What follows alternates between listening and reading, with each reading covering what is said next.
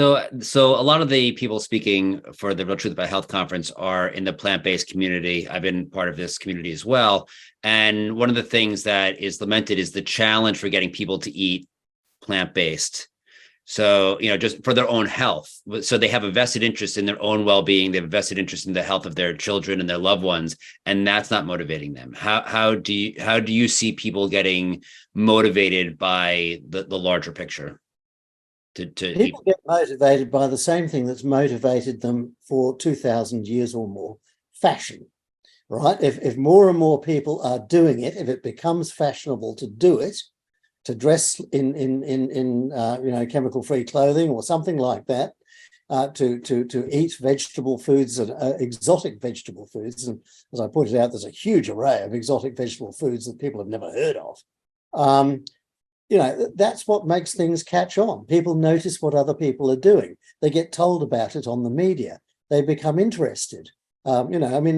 Cooking these days is one of the world's great sports. The media is jammed with cooking programs and recipes in magazines and things like that. The opportunity to put good nutrition information into that is vast. And I'm finding, I've been asked to address several chefs' conferences, because chefs these days, they know how to produce beautiful food, but they don't know much about the nutrition side of things and the health side of things. But they're starting to inquire about that, and they're starting to inquire about the sustainability. So was it produced with toxic chemicals? How was it farmed? What did the farmer do about it? So that's one thing I would say. The other thing is a comment from my life as an agricultural journalist, which was over 50 years. And a lot of people are lecturing people on the need to become vegan and to get livestock foods out of the diet. I don't agree with that, because worldwide, over history, livestock and plants produce a very wonderful synergy that produces a good variety of foods, and it recycles nutrients, right? The poo from the livestock fertilizes the fields and so on. The whole African economy was based on that until modern agriculture came in, So these are very viable, sustainable, regenerative systems. You need livestock in that system. I don't believe in lecturing people that they have to eat this or they have to eat that. That puts them off. People don't like being told what to put in their mouths. That's why people don't like big corporations telling them that they have to eat things as well, because they suspect that the big corporations are motivated by money, and they're probably right. So, they don't like being lectured to eat GM food by some big bloody cornflake company. People are questioning that, and they've every right to do so. But we need a mixed diet. We are mixed feeders. Look at our teeth. We're not vegetarians like sheep. We haven't got sheep's teeth. We've got wolves' teeth or dog's teeth or something. We're used to eating mixed foods over millions of years. But you don't have to be cruel to livestock. You do not have to farm livestock on the Henry Ford model that was developed in the United States and elsewhere, where you torture livestock in large barns and things like that. That's a disgraceful form of agriculture. Livestock should be able to roam free, and they should be part of the natural ecosystem of a regenerative farm. If people want to eat them, fine. If they don't want to eat them, fine. And what can individuals do to combat the various factors plaguing this planet? Is there stuff that they can do directly? Obviously, like stopping nuclear weapons, very hard to do without government intervention, like going through those channels. But what are the things that individuals can specifically do directly, as opposed to doing things to influence corporations, to influence the governments? Well, actually, there's a ton of things you can do to stop nuclear weapons as well. I mean, the Doctors Against Nuclear Weapons, all sorts of environmental groups and things like that can give you a long list of things that you can do to try to dissuade your government from destroying the world. So there is actually quite a lot we can do. It's a bit harder in an autocracy than it is in a democracy, but really we have to persuade them, first of all, to climb down from their current positions. But look, we've almost got rid of chemical weapons. There's been a remarkable, destruction of chemical weapons in the last 10 years. So it's doable. It's perfectly doable. We can do it with nukes as well. We don't need 13,000 nuclear weapons to take out the human race 5 times over. So that is doable. But what can we do? Look, there's a long, long list of things that we can do. But number one, at the top of the list, if you wanted to reduce your climate impact, have one less child. The biggest thing you can do is have one less child, or have no children and buy a poodle. Why? Because the poodle is never going to want to go to Harvard. It's never going to want to own a Ferrari. It's never going to have a carbon footprint like a child.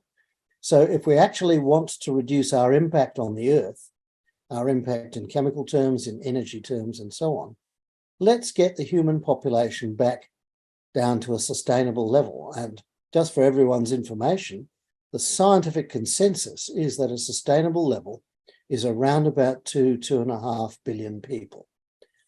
So that's about what the population was when I was born, okay, in 1950. That's a sustainable population at current standards of living. Okay, so it all depends on how much material consumption you have. But basically, the Earth can support 2 billion people indefinitely at modern levels of consumption, provided there's only 2 billion of us. Anything else means we are into overshoot. And overshoot means we are into potential catastrophe. And that's what you've got to bear in mind, that the alternative to not getting the population down is far worse than reducing the population. So you mentioned not wanting to tell people what to do. How do you get people to, if they're inclined to have their whatever number of kids, they want 3 and they want 3, they don't want 3 minus 1. How do you convince people to have 3 minus 1 or 2 minus 1? Well, you know, women used to have 8 babies each. I mean, back in my grandparents' time, 8 to 12 was a pretty common family. So they've already done that, haven't they? And they've done it voluntarily. Nobody told them to stop having 12 children and have only 2 children. But they have done it. Now, that has been done not by men, but by women. Women have made this decision autonomously. They have decided it's much better to raise 2 children healthily and educate them well so that they in turn can go on and have children than it is to have 12 children and have half of them die from preventable disease or something. So, you know, basically, if you want to perpetuate your family, your genes and things like that, have 2 children and raise them well, and you will have much more, you know, ancestry or so progeny down the line than if you have 12 children and a lot of them die unpleasantly. So, you know, we just need to rethink. We're not cave people any longer. We're not living in the medieval world when children are farm labor and stuff like that. We don't need that stuff. Ask the Chinese girls, ask the Japanese girls. In fact, ask the girls of any of the Asian countries what they're doing. And they're telling you that I'm not getting married. I'm not having kids, or I'm having very few kids. They're with it, and nobody forced them to do it. It's a decision they came to autonomously. So women are leading the world out of the most dangerous period of its history, when the population has expanded way beyond what the Earth can carry in the long run. And so women are doing this without asking, without consulting the blokes, right? And you look at the people who are lecturing you on population, they're all male, you know, they're politicians, they're journalists, they're priests, you know, they're all fuddy-duddy old men in grey cardigans, you know, and they really, you know, they know nothing about it. They're obeying the instincts of 1,000 years ago. They're completely out of touch with the modern world. If we want humans to survive, and I presume we do, you know, let's have less of them and have them survive better. So thank you. You discussed, you talked about a creative economy. What would a job look like in a creative economy? A job might look like your job now. I mean, you know, it might look like my job. It's an arts economy. It's a sports economy. It's a caring for people economy. You know, we're going to need a lot of carers. I mean, 1 in 4 humans is brain damaged now. It's shocking, you know, the amount of chemicals that are coming into our brain is causing all this depression, ADHD, autism, things like that. And so a lot of those people are going to require full-time care as we go down, or at least part-time care. So a lot of people can be, so instead of manufacturing things, I mean, think about basic labouring tasks. You go back 50 or 100 years, people were digging holes in the road with picks and shovels. Then we replaced them with large machines. Then we replaced those large machines with robots. So a lot of the manual tasks of labour of yesteryear are now being done by machines. AI is going to replace doctors, lawyers, journalists, you name it, in the next 10 years. It's going to be quite shocking. When you consult the doctor, you'll be consulting a computer. But basically, things are going to change pretty rapidly in that space. So the creative economy is one where humans are free to use their minds. Our mind is the best thing, is the best part of us. So we'll be entertainers, we'll be artists, we'll be scientists, researchers, we'll be tourist guides, you name it, but we will not be digging things up and making things, because robots will have taken care of all of that. And we don't need to dig things up any longer, as I mentioned. We can just recycle the old stuff. And we can recycle our entire cities these days. Cities, you can grind up all the bricks and the glass and the old concrete and turn it back into new things. So, it can be done. And a lot of people will be involved in that recycling. And I mentioned renewable food. Well, what a wonderful industry. I mean, 30,000 plants, that's 30,000 new agricultural industries, if you like, that can take place right in your city, growing plants hydroponically. So these are very creative jobs, and inspiring jobs, and they're not dirty jobs.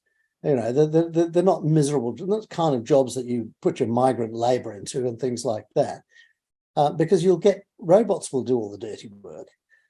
So really, the opportunities for a good life, a healthy life, a caring life, and a thought-filled life are going to be much bigger in the future than they are now. You talked about deep ocean agriculture. What is that? Okay, well, basically that's the farming of seaweeds, as we call them, sea crops, I prefer to call them, on enormous racks in the deep ocean.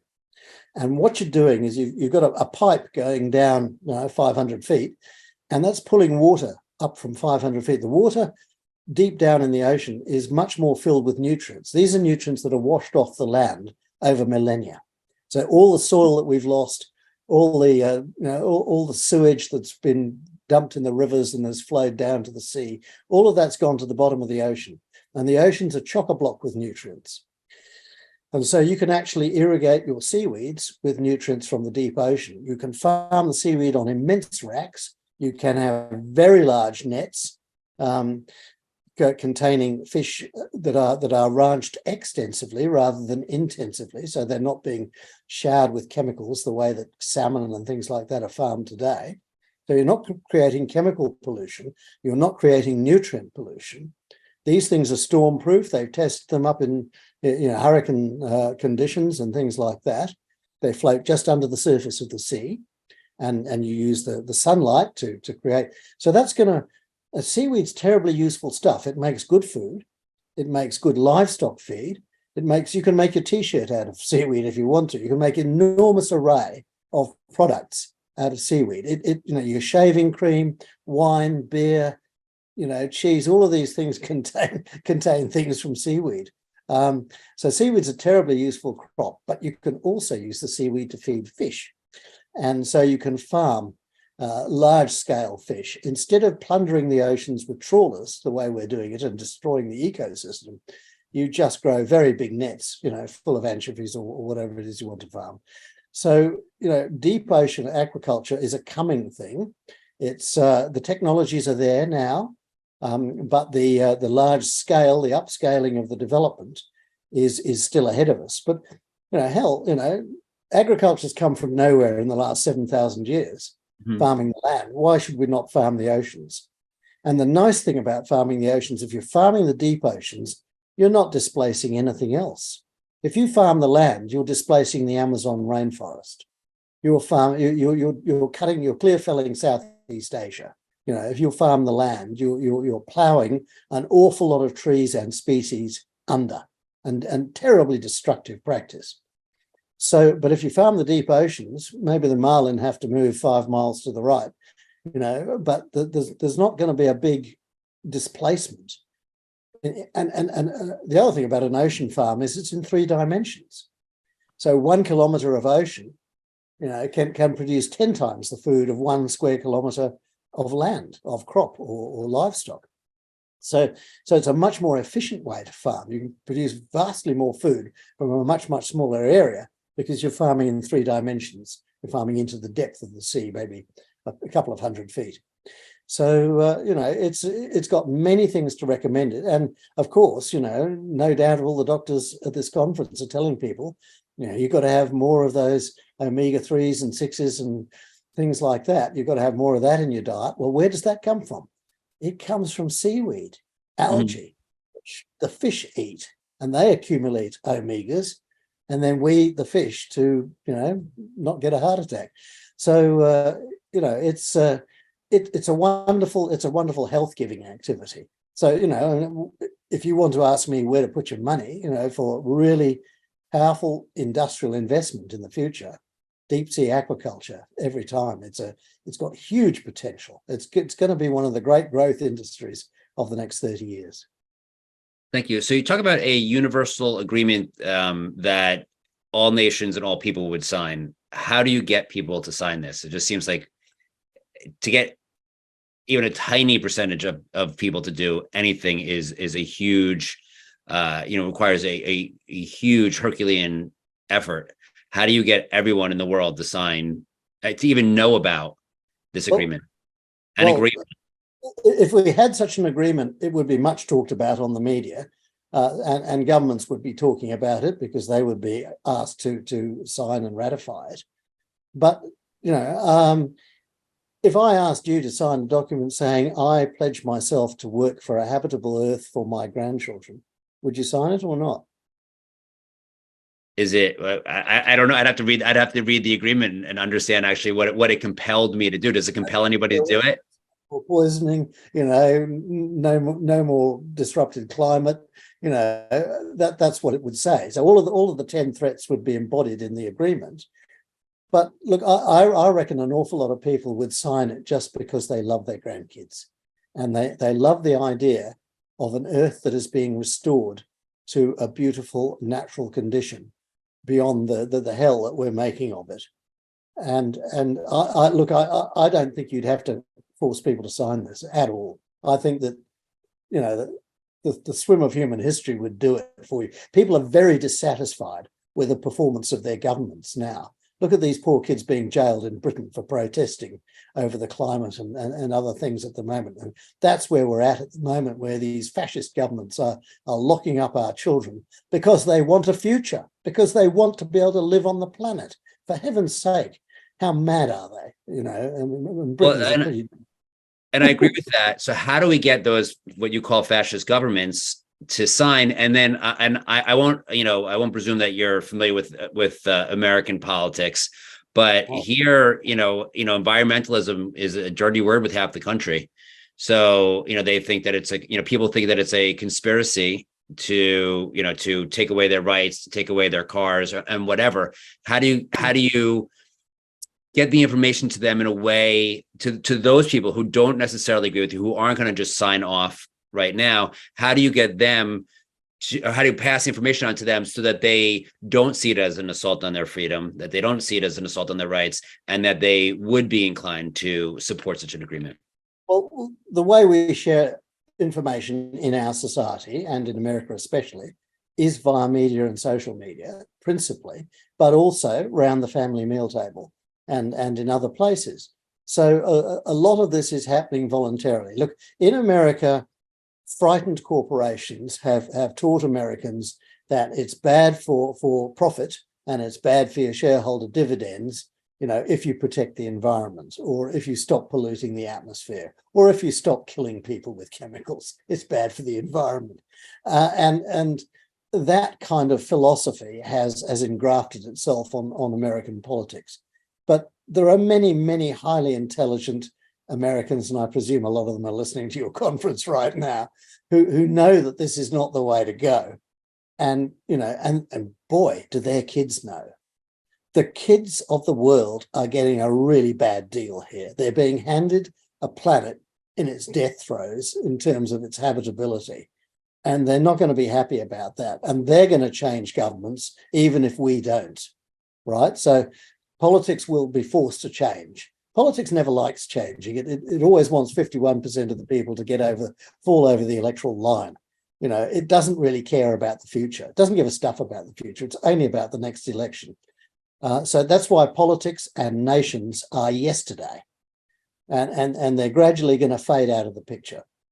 But we're moving to a different world now where the people, through this worldwide communication, through this single mind that we're forming on the planet, are going to share these ideas at the speed of light and start thinking together about what the hell have we got to do to survive in this place and to make it beautiful again. And so, yeah, we will overcome the conservatism.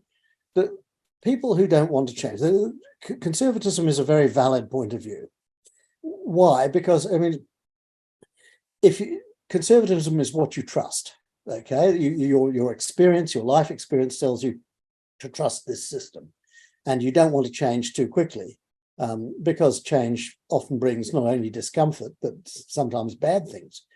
So, that's why conservatism it's a natural human instinct.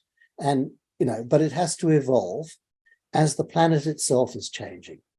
The point about climate change is it's the physics of the atmosphere that's doing this. And there's not a damn thing that politics or money can do about it. Physics is going to dictate the future of the Earth. Physics, biology, and chemistry are going to dictate what happens to human beings, whether we like it or not. Now, we better get with the bloody program, or it's going to become very unpleasant. And I consider that there probably will be some catastrophic events over the next 30, 40 years. And these will be the wake-up call that will inspire people to action. I think the young people are already getting motivated.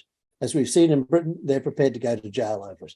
They're prepared to go to jail in Australia to stop the coal mines and things like that. So, yes, it's happening. That the new generation is going to reject those old precepts that you described. And that's going to dominate the political agenda in many countries, including China, India, Russia, you name it. Young people are going to change the way that things are done. So, it may not be happening fast enough. That's the only problem. The only problem is that it may cause some catastrophes on the way. And given that people have a vested interest, corporations, governments, the media, how do you combat the lies of big corporations and media that they would throw in the way of this kind of effort to maintain their profits and the systems that are working well for them and not so well for the rest of us? Yeah, well, there's a famous media organization in America that's got an audience of 60, 70, 80 million people who just love being lied to.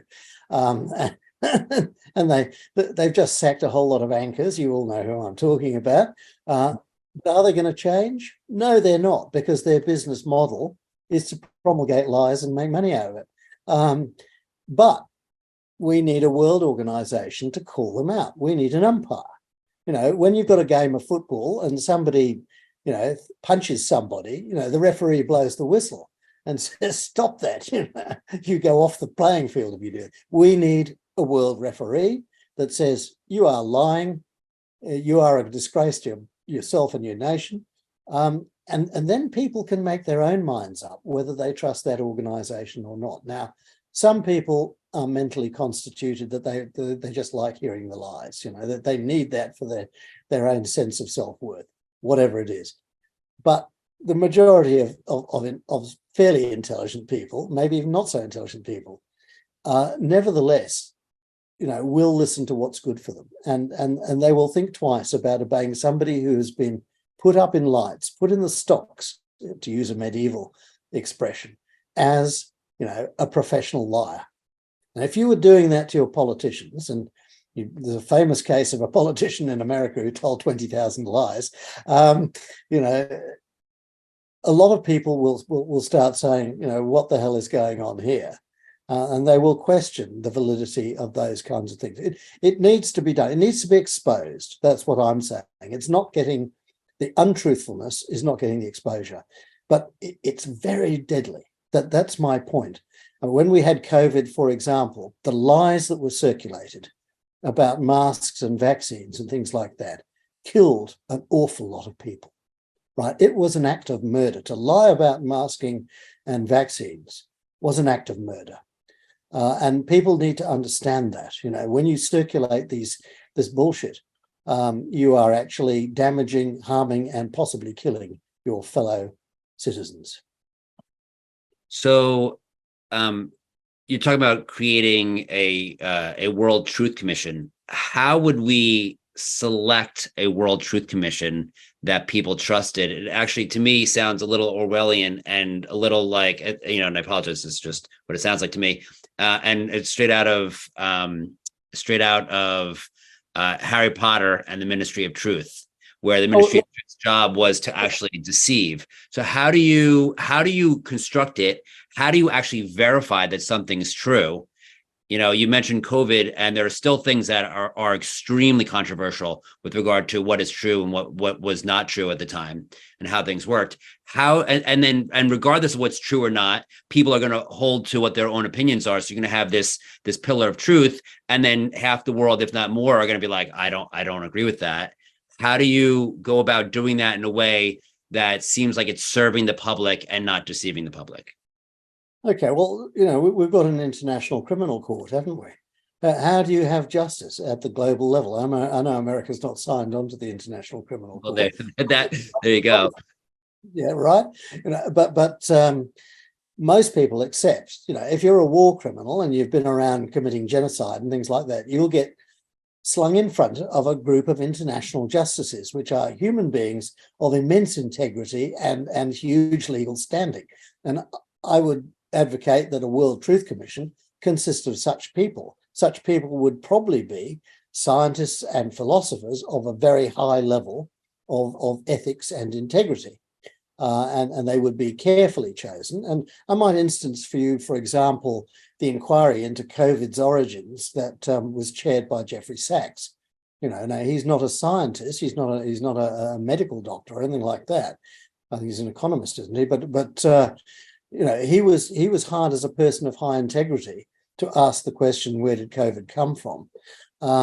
So I think you would find citizens of outstanding worth and respect to sit at the heart of this. Now, I don't know about the US, but in Australia we have fact-checking organisations. The national broadcaster and a university in Melbourne get together, and at election time, when politicians start telling porkies, as we call them, pork pies, lies, they check it out. And if the politician is found to have lied, then they publicise that. They say, well, this is what the politician said, and these are the facts, so far as we've been able to verify it. And that liar is then held up to shame. Now, look, the New York Times did this for Trump. Quite a number of organisations in America are fact-checking organisations. So you've already got the machinery in place. But I'm talking about doing this on a world level for lies told about particular issues that threaten the human future. So I'm talking about the lies that are being told by the big oil companies at the moment, which threaten the human future. They're purely for mercenary reasons. They want to prolong their profits as long as they can possibly go. They need to be exposed continually. At the moment, they're getting away with it because the media reports them mindlessly and without thinking about it. And politicians chant from their hymn sheet, right? So politicians get all of these quotable quotes from the oil companies and the Homeland Society or whatever it's called. These people are manufacturing a fictitious world that suits them but doesn't suit anybody else. And they're getting politicians to use the talking points. And that's a very corrupt process, and it has to be exposed. People need to be made aware of the billions of dollars of oil money that is now being ploughed into the manufacture of misinformation. And as I say, I think there are three things that can actually wipe humans out. The first is nuclear weapons, the second is climate, and the third one is misinformation. Because if we don't know what's going on, we're screwed. So it's a lot bigger, this issue, than most people think. It's not just a fun or political debate or something. It's not debate at all. It's the deliberate, mercenary corruption of human discourse. So getting the truth out is actually a lot of what the real truth about health is about. And in the 1990s, Dr. Dean Ornish did research that proved, it was peer-reviewed research that proved that heart disease was reversible with a plant-based diet. Most people don't know about it. The media won't talk about it. The fact checkers don't talk about it. How do you get the truth out when it's not in the vested interest of the power structure? Well, I have two answers. I mean, first of all, you have to put the truth out there and expose the lies. But for me, as I mentioned, the thing that causes people to change their behavior is fashion. So remember the 30,000 plants we're not eating at the moment. Right. Many of them have very high health benefits. Okay, that they've got tremendous amino acids in them. They're balanced and things like that. They're very good for your health. They're very good for preventative health. So once you start putting these things, growing them locally in your local suburb with an aquaponic system or something like that, once they have become available in the supermarket or the health food shop or wherever, people start eating them and say, boy, I tried yacon the other day. I've never tried that before. It's rather nice, isn't it? People say, what's yacon? I don't know. Never heard of it before. It's a Mexican root crop. But there's a ton of foods that we've never heard of, and some of them are very, very good for your health. So we've got 6,000 native foods in Australia that are not eaten by anybody except a few tribal Aborigines. And a lot of those are very good for your health, the amino acid balance and things like that, the vitamins and so forth are excellent. So once we start cropping these things, and that is starting to happen, people will start demanding them. And you can now go to very high-class restaurants and pay an awful lot of money for a meal that is flavoured with genuine Australian plants and flavours that you've never tried before. And then think of your TV chefs. Every TV chef wants a new recipe to parade around the place. Well, 30,000 plants give TV chefs the biggest opportunity they've ever had in their entire lives, plus a health message. So eating fashionably is actually fun, and it's healthy. Or it can be healthy provided we look at what's in the diet. So there are wonderful opportunities there. So I actually believe that that's the thing that will cause people to do it. People are buying Tesla motor cars, not necessarily because of the electrics, but because they're fashionable. It is fashion that is driving the vehicular revolution in the world at the moment. And it'll drive the dietary revolution as well. But I mean, if you lecture people about nutrition, their eyes glaze over. So they're not interested. They'd rather go out and eat pizza. So basically, but make these things exciting and new. Novelty is a huge thing, and there's endless scope for novelty in 30,000 new foods. And there is a database kept by a Tasmanian agronomist called Dr. Bruce French that lists all of those foods and how they're grown and who eats them and things like that. So, I mean, this knowledge already exists. It's just that the TV chefs haven't discovered it yet. Okay, last question. How could our audience get involved and join the project or the movement that you're trying to work on? Yeah, well, I work with the Council for the Human Future. What we're trying to do is raise awareness of all the things that you can do in your own life. And a lot of them are good fun. I mean, growing your own fresh vegetables organically is a lot of fun. It's a simple example. Having one child less can actually be more fun as well, if you're a dad. There's a ton of things that you can do, as I say, choosing all of your consumables for sustainability and health. But there's so many ways that you can engage with this. In terms of climate alone, there are more than 50 actions that you can take in your own life at no cost to yourself, but with a great deal of satisfaction. So instead of saying, oh, we're all doomed, doom and gloom, you can take action, and taking action makes you feel good. It creates positivity. It creates a positive mental attitude, thinking in however small a way, I'm contributing to the survival of my great-grandchildren. And so, yeah, I mean, in the book, How to Fix a Broken Planet, there's a string of such advice, but you can also get that advice from a ton of different organizations, including Greenpeace, Friends of the Earth. You can get it from Yale University, Harvard University. You can get it from the people who are advising you about what to do about climate, what to do about organic clothing. The advice is pouring out now, and it's on social media. So it's not hard to find. And as I say, this conference is a wonderful example of people sharing good, sustainable, healthy knowledge. And this is becoming a trend. And the more fashionable it gets, the more people will do it. Thank you so much. I really appreciate your time. So we're going to now open up the mic so the audience can say thank you for your presentation and your time. Yeah, but you won't be. Thank you. Thank you, so much. Julian. That was great. Thank you so much. Awesome. Thank you.